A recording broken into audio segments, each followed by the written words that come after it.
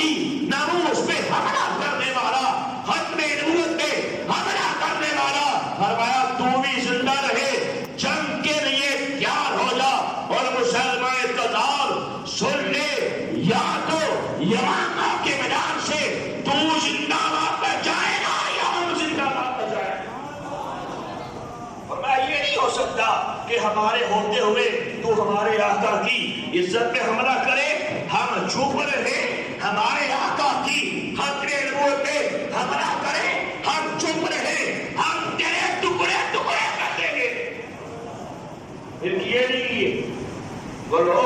کیوں حضرت کیے نہیں کیے؟ کیے، مسلمان قذاب کو بھی جہنم واصل کیا، اور اس کے 27,000 اس کے سپاہیوں کو بھی، اس کے مارنے والوں کو بھی میرے آقا کے پیارے صحابہ نے اور جنگ یمامہ کے اندر ان کے ٹکڑے ٹکڑے کر کے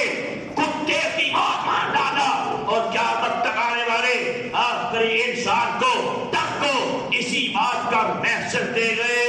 اسی بات کا پیغام دے گئے کہ دنیا والوں ہر حال میں ختم نبوت کا پہرا دیتے رہنا، ہر حال میں عزت رسول کا پہرا دیتے رہنا، اور یہ پہرا دینے کی بداش میں، ختم نبوت کا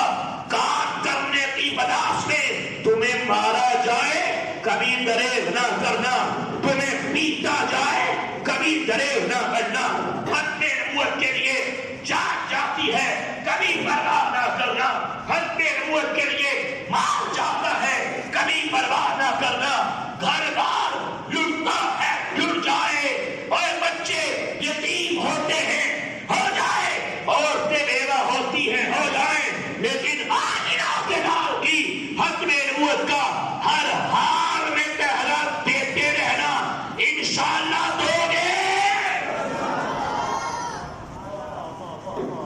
انشاءاللہ۔ جب تک ہمارے دم میں دم باقی ہے، اپنے آقا کی ناموس کی چوکی داری کرنا